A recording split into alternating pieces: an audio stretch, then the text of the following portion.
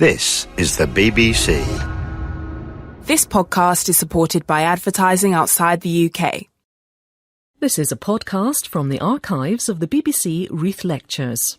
This lecture in the series In the Beginning Was Sound, given by Daniel Barenboim, was originally broadcast in 2006. Hello and welcome to the third in this year's Wreath Lectures. Today we're in another of our lecturers' homes, the Berlin State Opera, where Daniel Barenboim has been music director since shortly after the wall came down. The opera, here on Unter den Linden, is older than Mozart.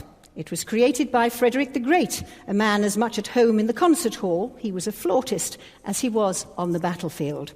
By contrast, its present director is a man of peace.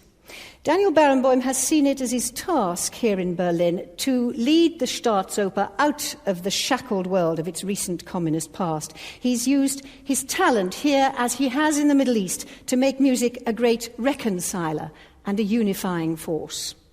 In his first Wreath lecture, he explained how he believed music was a metaphor for life. In the second, he talked about how in the modern world the ear is either abused or neglected in favour of the eye, the visual. For his third lecture, his subject is what he's termed the magic of music. He'll argue that classical music is decidedly not an exclusive language understood only by the musical elite.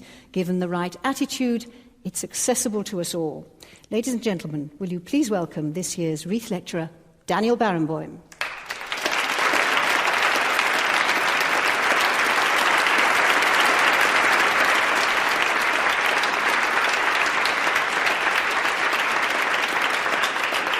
Thank you very much. Thank you very much. In London, I spoke and we discussed in detail mostly the question of the phenomenon, or the phenomenology of sound, if you want, of the fact that when people very often talk about sound, they talk about something to do with color, whether it's a bright sound or whether it's a dark sound. And I maintain that this is much too subjective to be of great interest to us, because what is dark for one is bright for somebody else, or even for the same person in different moods. But there are certain elements of sound which are objective, and those we should examine very carefully. And that is, of course, the weight and therefore the duration of sound. I also mentioned the fact that for me there is a permanent relation between sound and silence, because sound gets drawn to silence, not unlike the law of gravity which pulls the objects to the ground. In Chicago, I then went on to speak not only about a fact that we neglect the ear, that a fetus in a pregnant mother begins to hear on the 45th day of the pregnancy, and therefore has 7.5 months advantage over the eye. And when the baby is born, basically what we do is only care about his eyes and use every mean we can to explain the fact that even his own survival is actually dependent on his eyes. When we teach a child how to cross the street, we say look to the left or look to the right, so that you're not run over by a car. Whereas the ear is neglected in today's world, what with music and all sorts of noises on hotel lifts and aeroplanes and all that. Music actually forces us to close our ears. The first musical example I used both in London and in Chicago, and I would like to do today too, was the beginning of the prelude to Tristan and Isolde. In London, from the point of view of silence becoming sound. The beginning of the Tristan prelude that starts out of nothing. And unless the nothing is there, the first note has a completely different significance. In Chicago, I used it to describe the accumulative effect of music. The accumulation, in other words, repetition, so that the ear remembers what it has already heard. And by the way, I'm sure you all know what an important function ear plays for memory, to remember even daily chores, remember telephone numbers, to remember all sorts of things. The ear is a very, very intelligent organ. Anyway, Wagner was obviously a great composer, we know that. Wagner was a highly, highly intelligent human being in so many areas, and wrote what to me remains one of the most interesting books about music on conducting, where he describes many of the bad habits of the orchestras of his day, which I must say are not that different from the bad habits of the orchestras today. And that is the difficulty to maintain this inextricable relation between sound and silence. How we start a sound, how we hold it, and what happens to the next note. When Wagner starts the prelude of Tristan, first of all, what does he do? He starts the music out of nothing on one note. So, if we listen carefully and intelligently, we can imagine 1,000 possibilities. We can imagine that as part of that, part of that, part of that, part of whatever chord where the A is in there. And then you have the F. So does that mean it's... Obviously not. So what is it? This feeling of ambiguity and expectation is absolutely essential before the famous chord comes. If the bar before that had been a fully written out, harmonically based bar, the dissonance would not have the effect that it does.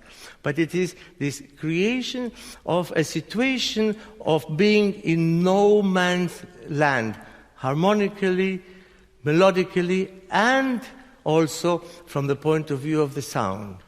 If we go from the silence, there's almost a modulation, a feeling of modulation in there.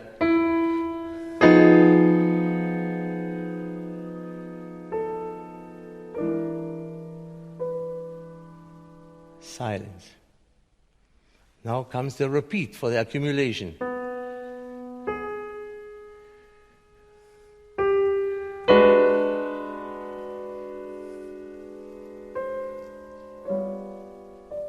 Silence.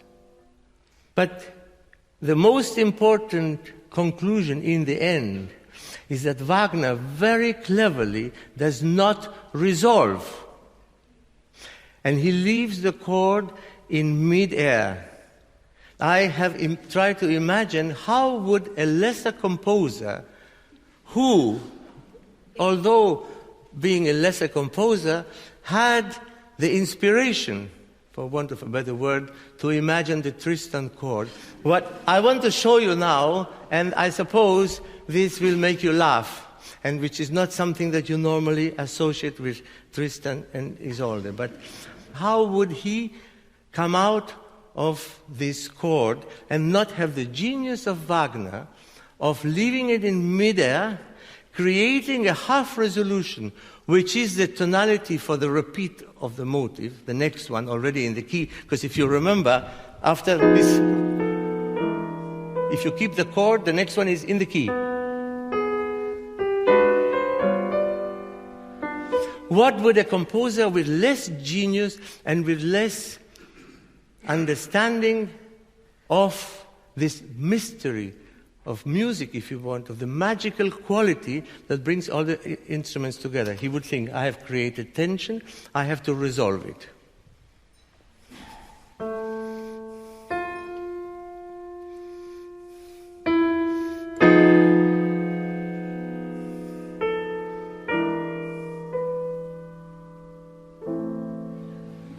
Resolved.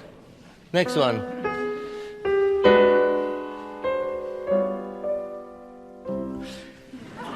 And therefore, I'm only bringing this up because it is this tension of being left in mid-air that allows him to create more and more tension as this goes on. And the fact that ambiguity in music, in real life, ambiguity may be described as a doubtful quality.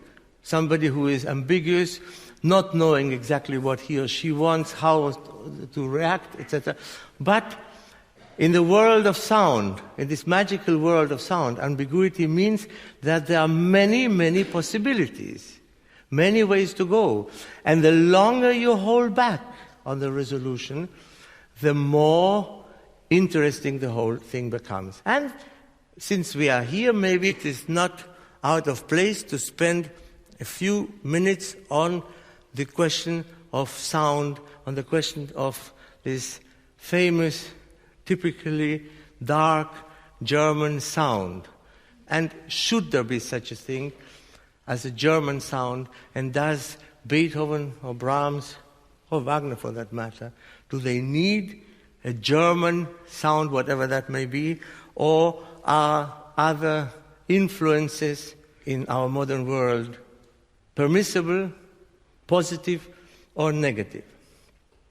First of all, I think I can take a second to share with you a personal anecdote, if you want, which is of very little importance except to me. And that is that my family and I moved to Israel when I was 10 years old in 1952. And the Israel Philharmonic then consisted, I would say, about 85 or 90% of Jewish musicians who had emigrated mostly from Central Europe, many of them from Germany, but also from Hungary and Poland, Czechoslovakia in those days. Most of them had come in the 30s, fleeing Nazism. And that is the orchestra that I heard most of the great pieces of the repertoire for the first time. And when I started traveling more and more, in the late 50s and in the 60s, I heard for the first time other kinds of sounds, all kinds of sounds. And finally, having been in and out of Germany for many years, I came here to this house, to the Staatsoper, in the late 80s, and had an absolutely chilling experience hearing the Staatskapelle playing for the first time, because it was exactly the same sound that I had heard as a child in Israel. And there was something in the sound that so completely reminded me of that, and that, of course, was the moment that I fell in love with it and decided that I wanted to participate in the continuation of the life of this orchestra. Anyway, this just on a personal note, the sound, the so-called German sound in many ways, is less harsh at the beginning of the note. Probably, this again is very subjective, probably due also, not only, but due also to the fact that the German language has such heavy consonants. And on this particular subject, on the subject of the sound of orchestras and national characteristics, the question is often asked nowadays, but do we want all orchestras to sound the same? Do we want to lose the very particular sound of the French bassoon if they play on the German instruments, which are the accepted norm in the rest of the world, and on many others? Or do we want to have national characteristics in every orchestra, and then these national characteristics are adaptable, if you want, or useful only in a certain repertoire, in the repertoire of that country? It's actually narrowing the question. Because I think if we have the possibility to acquire the knowledge and the virtuosity of playing in many different styles, I think it is the duty of each great orchestra in the world to have, if you want, a sound of its own, which consists of understanding the different styles of sounds that it has to adopt and adapt when it plays different kinds of music. In other words, there's, of course, the question is not, do I have an orchestra which has a wonderful personal sound, immediately, unmistakably recognizable, and I distribute it generously to Mozart, Boulez, Wagner, Verdi, and Tchaikovsky, and Messiaen? Or do I find a way to nurture this very specific sound, understanding the different stylistic necessities and adapting and changing this sound so that it is at the service of the music that is being played? American musicians, of course, have it in that way much easier because everything for them is imported. I have yet to find a German musician who feels the same degree of closeness to La Mer of Debussy as he does to the Fifth Symphony of Beethoven. And in the opposite direction as well. For 15 years, I was a conductor of the Paris Orchestra, and believe me, it was very difficult to get the French musicians to feel the same kind of, and not only enthusiasm, but atavistic attachment to the Fifth Symphony of Beethoven, which they did perfectly naturally with La Mer. But the question remains the same. Do we all want to sound the same, or do we want to develop in each and every one of the great orchestras? Every orchestra cannot do that. But in the great orchestras of the world, develop the capacity to have both an unmistakable personal sound and a sound that is flexible enough to change according to the style that we play. All these questions are nothing else but the musical equivalent to the questions that we are asking ourselves in the world today about economic globalization, about cosmopolitanism. We don't live anymore in a world that has accepted standards of judgment or taste, as was the case in Greece. For me, one of the greatest enemies of humanity. To be politically correct means, of course, to be able to hide your dislikes. It's fine, I can live with that. But political correctness means, of course, also not to have any responsibility for any judgment. And I think this is where we are in today's world very often, that we only see the rights that come with democracy, but we don't really see the responsibility. And that shows itself in the music making too. The personal investment of each player, be it when he plays alone, or in chamber music, or in an orchestra. The courage to have a point of view. And then I ask myself, why the courage of having a point of view? It's absolutely elemental. Why play music if you don't have a point of view? Why? In other words, the world that we live in, if you want, makes it ethically more and more difficult to make music. Because it is a world which gives us answers, even when there is no question. My point is that music, classical music as we know it, European classical music as we know it today, will not survive unless we make a radical effort to change our attitude to it, and unless we take it away from a specialized niche that it has become, unrelated to the rest of the world, and make it something that is essential to our lives. Not something ornamental, not only something enjoyable, not only something exciting, but something essential. Some of us are more fanatic about music, more interested than others. But I think we should all have the possibility to learn not only it, but to learn from it. It is perfectly acceptable throughout the world that you have to have acquired a lot of life experience in order to then bring it out in your music making. But there's so many things that you can learn from the music towards understanding the world, if you think of music as something essential.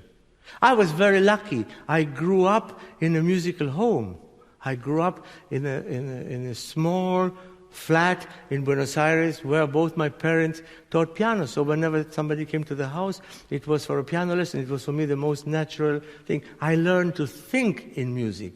And I still do to this day. And the first thing that I think of, having lived all these years in this terrible conflict that we live in the Middle East, because I grew up there and I feel part of it, and to live daily with so many horrible things that happen. I have been always, every day, asking myself, since I was a very small boy, why is it that so much of the day goes by and nothing happens, and then something happens at a certain moment of the day that influences not only everything I think and feel after the event, but everything that I have known and felt before. And I'm sorry, but I learned this in a much stronger way from the music. I have here one musical example which I would like to play for you of exactly that, of the moment where there comes a fantastic vertical pressure on the horizontal flow of the music. And at that moment, you know that the music cannot continue anymore the way it was before, such as the world was not the same after the 9th of November of 1938, or the 9th of November of 1989, or the 11th of September of 2001.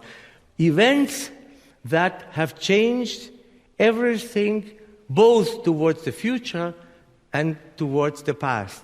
And I have this one little excerpt. It is probably, you might find it not comparable to the incredible experiences that any of these events have been.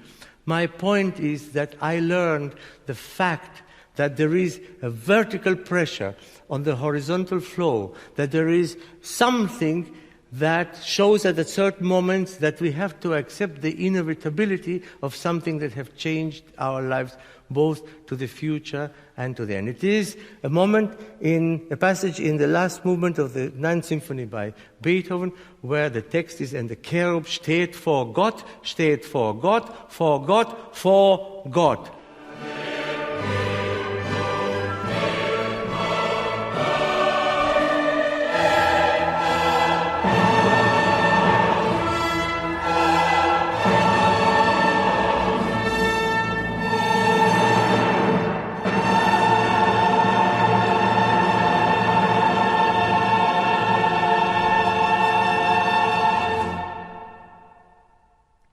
And there are, of course, many other examples of this.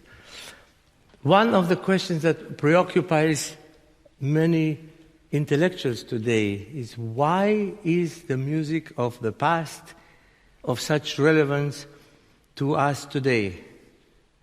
And what about the music of today? And it's evident that the music of today could not have been created and therefore cannot exist without the music of the past. And there is a necessity to be able to play the music of today with a feeling of familiarity that seems to us perfectly natural when we play the music of the past, as it is necessary for us to have a sense of discovery from the music of the past as if it is being written today. And I will give you two very small and very simple examples of that. this wonderful sonata of Beethoven, Opus 81, A, Les Adieux, which starts in a very clear, settled way of 2 chords, slow moving, in a very specific key of E flat, and on the 3rd chord there is a modulation.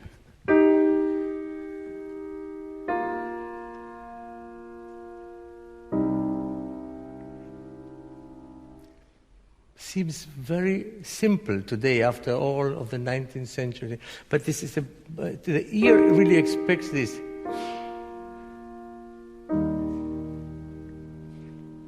And therefore, if the ear is as intelligent as I think it is, that's what the ear expects, and the ear gets a shock when there comes a modulation. That's what I mean by sense of discovery. And the beginning of the first sonata of Pierre Boulez, if you really play that as a collection of notes, but if you have the connection,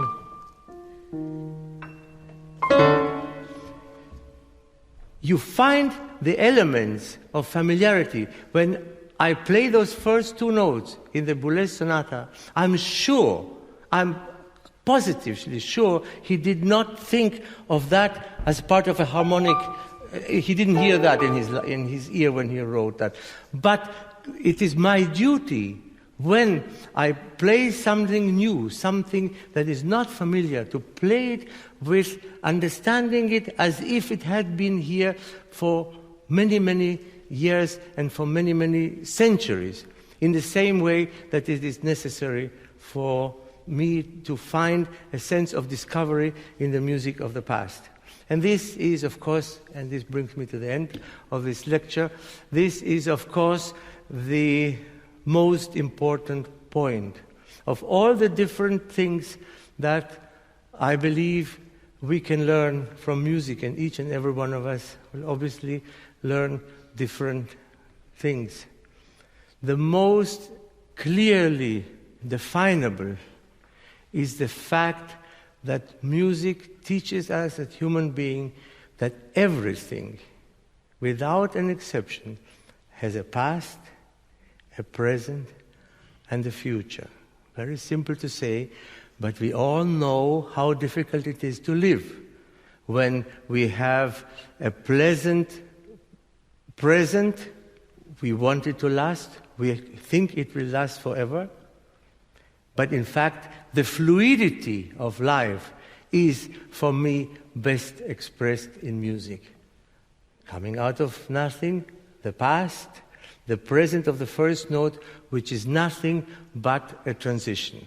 And what I have learned from music, and have, of course, not been able to apply to my daily life, is accepting the fluidity of life and the fact that nothing, absolutely nothing, is completely independent and solid, but everything that I think and feel is dependent on this fluidity of life.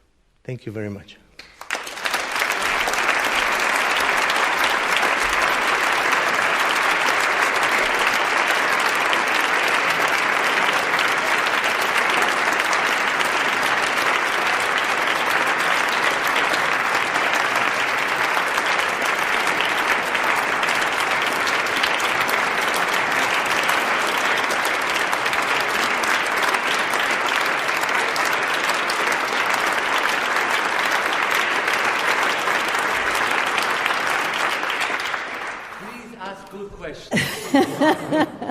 Daniel Barenboim, thank you very much indeed. We're coming to question time, and obviously we want to know if you feel you have access to that magical world of sound that's been described, or we hope you're not hidebound by political correctness.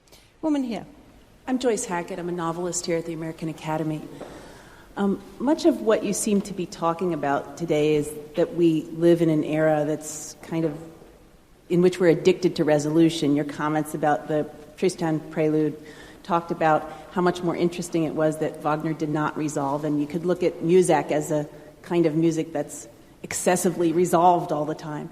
And I just wonder, do you have any thoughts on why we're living in an era that seems to be almost allergic to mystery and allergic to ambiguity? Do you think it's a result of secularization, or whether it's just because our society moves faster? I think it's a result of the fact that technology has advanced so much, and that we and our ancestors have not done enough to make sure that the thinking capacity develops at the same speed. And it's very much easier in technology or in sports to define progress. Somebody who runs 100 meters today quicker than last year is obviously a better runner. But is Boulez a better composer than Mozart? I don't think so. I don't think he himself would. He has learned a lot and he writes in a completely different style. But there's not the easy definition of what is better. Are we better human beings now than they were 300 or 500 years ago? In some aspects, yes. We don't have slavery. We accept so many things now that we were not able to accept even 50 years ago.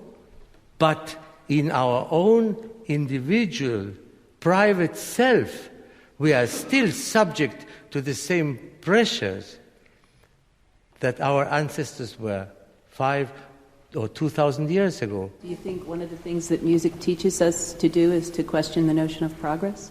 Yeah, of course. Thank you. Hello, my name is Wegerev and I'm part of the managing committee of the Association of German School Musicians in Berlin. And my question is, now you were referring to Pierre Boulez, and he is, of course, in the tradition of classical music. Is there ever a chance of avant-garde music ever to become or to ever represent the beliefs or aesthetics or ideas, hopes of the majority of people? Because you say classical music has to come out of its niche. And a modern form of classical music... Well, I would not make a distinction. Okay. Wagner and Liszt were also avant-garde musicians. But the avant-garde of today is fighting two losing battles.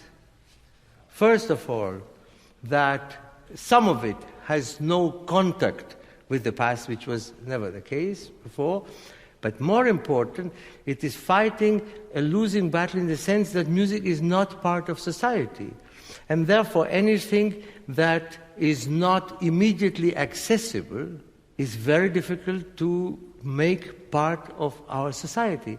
I think that a new work, a work of avant-garde, has to have the possibility to put itself in the same program with the symphony by Beethoven or whoever may be, and then you see whether it stands on the same, if you want, in the same league or not. I don't believe in making a niche, a separate niche for anything at all. But people resist it, don't people they, resist it because it's atonal and it doesn't appeal to them. Their ear yearns for consonance, not dissonance. No. I don't believe that at all. People resist a lot of things. People resist a lot of music that requires listening with thought. It's not only contemporary music. I played a concert in Chicago a few years ago with Yo-Yo Ma, where we played two of the last two Beethoven sonatas in between the sonata by Elliott Carter.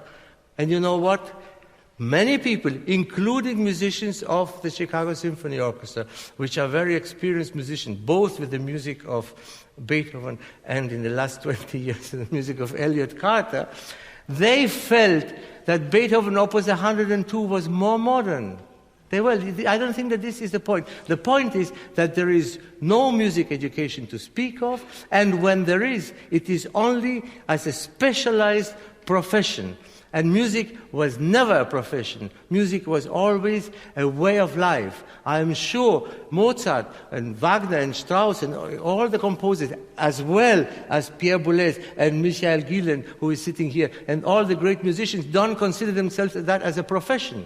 They do that in a professional way. But this is not a profession, it's a way of life. And therefore you cannot make a niche for that. Question here. Hello, my name is Weimar Volker. I work for the Goethe Institute, the German Cultural Institute.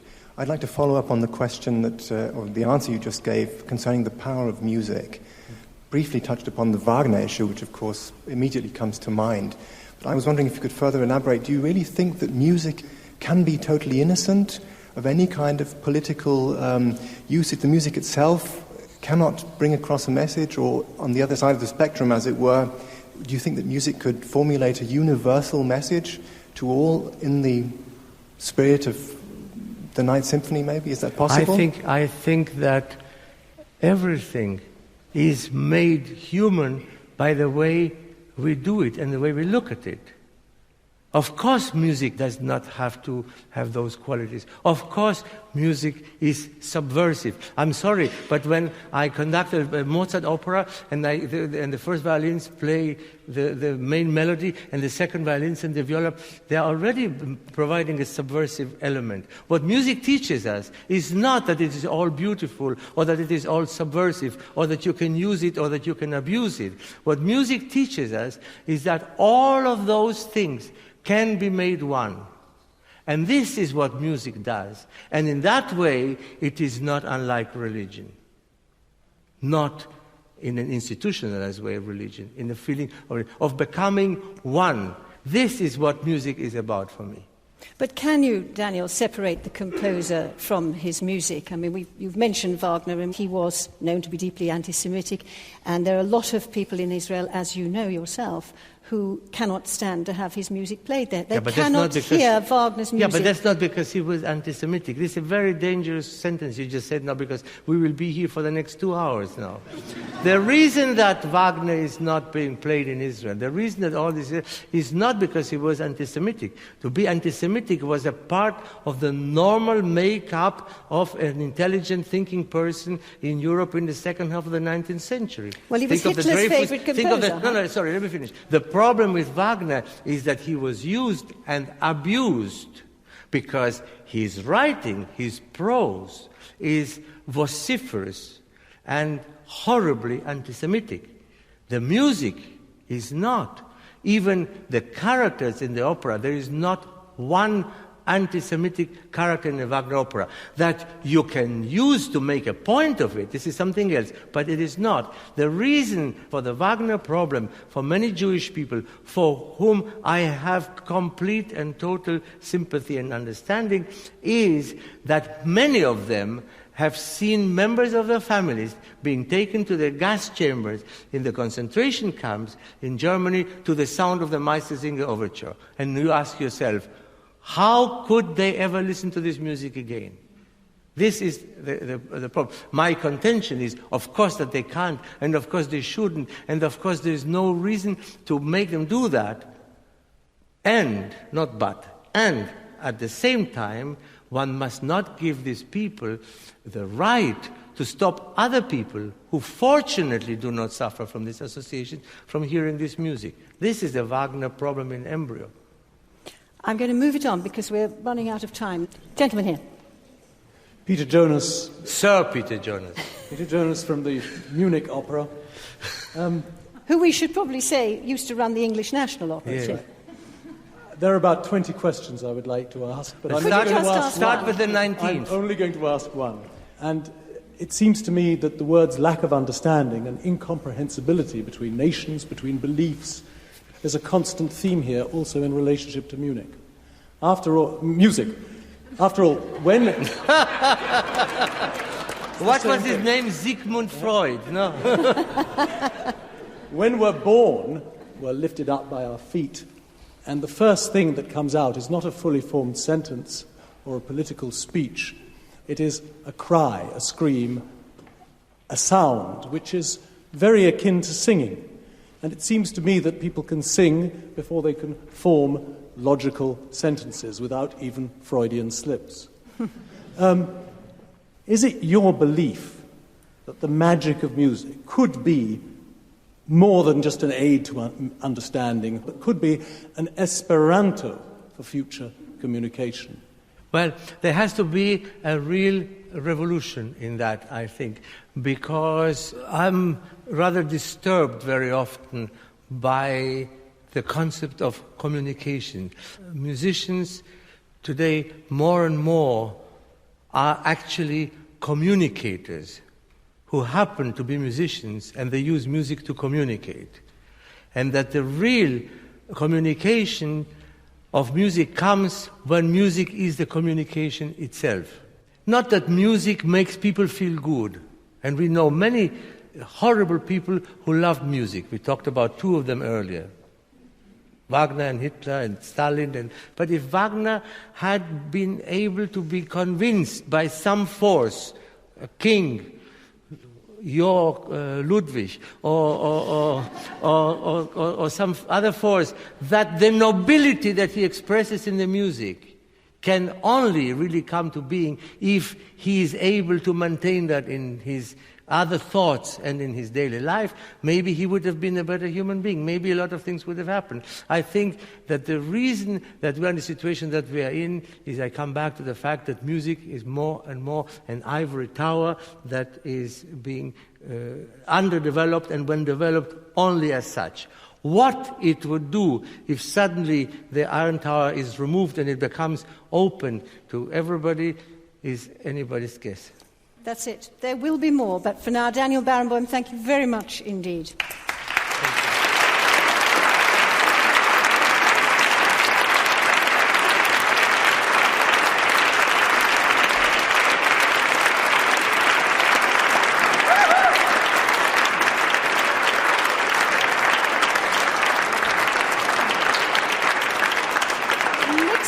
Next week we travel to the Middle East, where in 1999 Daniel Barenboim created the West Eastern Divan Orchestra, in which Jews and Arabs coexist. And it's there that the maestro will deliver his fourth lecture. Its theme, quite naturally, will be how music can bring understanding, patience, and the courage to listen to the narrative of others. That's Daniel Barenboim in the Middle East, same time next week. Until then, from the Berlin State Opera, goodbye.